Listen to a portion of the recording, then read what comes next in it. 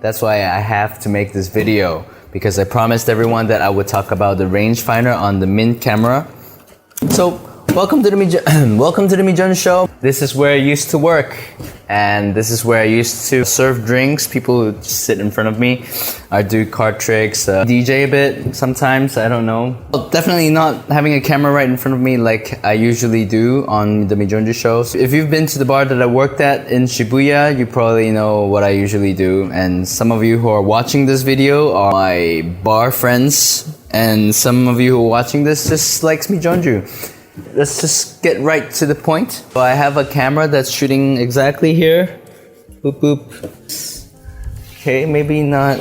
Maybe I should tighten it up a bit. Alright, I'm probably gonna put my phone into the viewfinder, because I kept saying that this is a rangefinder camera, but I never actually showed you the rangefinder that's in the camera. Before that, let's do a little class for newbies. Well, we were all once newbies, right? So let's break down the camera a little bit. And so this is a rangefinder. Before we talk about the camera's rangefinder, I'll show you an actual rangefinder. So this is what's going on inside the rangefinder. Okay, so let me just tape this up so you can actually see it. Well, look at what monster I have created. Taped up on my phone, because we finally see what's in the finder, and I'll show it to you right now. So this is what's going on in the rangefinder. When the images doesn't match, that's when it's out of focus. And what you do is you turn focusing, and there you go. It's in focus. The whole bottle is in focus, right? Well, not that in focus. Let me just turn it a bit to the right. Okay, so this is like perfect in focus. But then if you look at the other bottles, they're kind of slanted. That's because right now your rangefinder is telling you that you're focusing, your lens is focusing on the art back bottle. Whereas the other bottles, the ones that are the furthest or kind of far, it's not matching, they get a bit, this is what a rangefinder is, basically. So you're out of range. You're in range. So another way to use a rangefinder is to set your range right and then move your camera. Move your camera back and forth. You see how it works? Yeah? Alright, let's look at the RF70. This is actually this.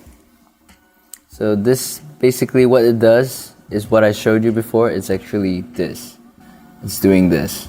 And this is the focusing, but the focusing will be on here. Okay, let me show you the inside of the rangefinder. Guess I'll just have to tape it up again in order for it to not move around.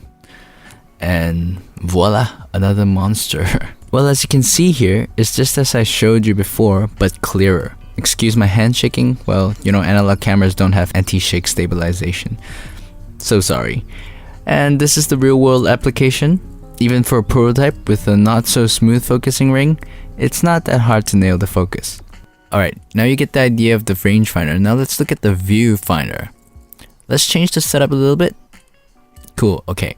Since I have this camera fixated on this setup, and this is not a moving parallax viewfinder, I'll just take a picture of what's in the viewfinder, and then we can compare it to the real photo scans.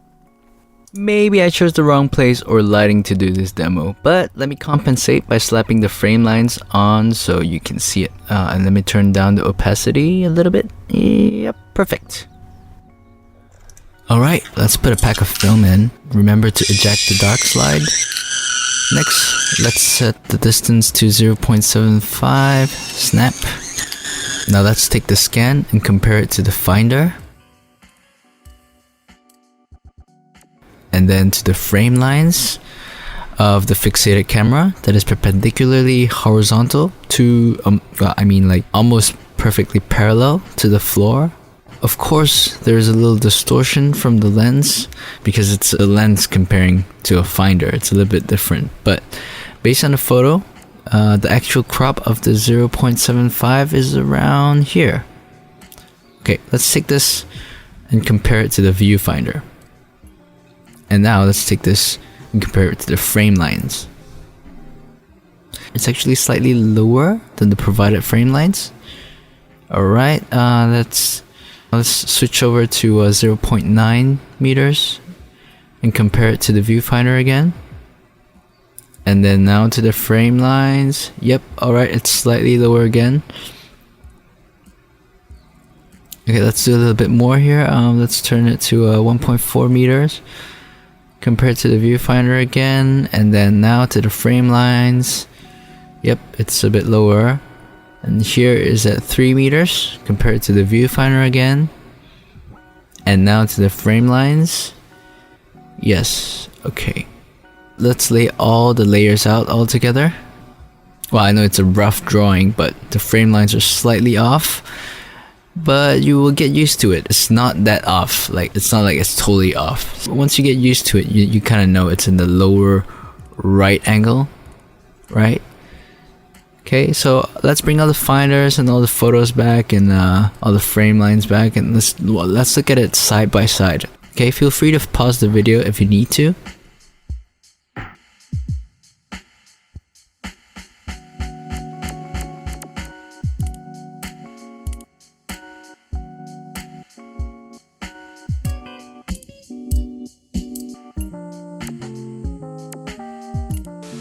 Alright, so that was the test. This is the results of the scans. You can see it's slightly off. It's a bit off. So instead of using the frame that you see, I recommend you shift the find. Like, if you look at the finder, just shift down a bit so that you know that the image is a bit lower than what it's framed in. But it's not a big problem. Once you get used to it, you'll know where the exact framing is. And the parallax, yeah, maybe like around 15%. As you move the rangefinder, you see that there's very little parallax, like the real parallax going on with the finder. So it's not a problem. The rangefinder is pretty good. Maybe it's already going into production, so my opinions can't really change much of this version. The version after the prototype version, but I wish the next RF70, maybe the RF70, the version 2 will get rid of the flash. I know, because it's fun. You don't need to pack an extra flash or anything, but this is pretty flimsy, and it's pretty. It's not my cup of tea, but maybe to some people might like it, some people might not. I mean, if it's a flash, I don't mind if it's a flash that's stuck there, you know, like always there. I wish this camera would have a hot shoe on the top, get rid of the flash, make a more solid rangefinder, because it's a rangefinder camera, right? It has to be like perfect. It has more solid. It's more important than anything. All in all, the manual shutter speed, the manual aperture, full manual functions work perfectly. It's all good. Just make a hot shoe, a nice, simple hot shoe, classic hot shoe. Maybe it doesn't have to be here. Maybe it could be, you know, somewhere else. The sync ports that sync properly. You know, it does, because I made one that goes like this. I made one that goes on the side. Okay, and of course I was about to make it shorter until I realized that the guys at Mint were like, "Oh, sorry, Mijonju, your sync port doesn't work," or they didn't solder it. I have no idea. I got this on a pretty rush schedule, so, but still, thank you. It's a good camera, because if you guys seen my other some of my photo works, some of my photos, you know I like lightings and stuff as well instead of natural lighting.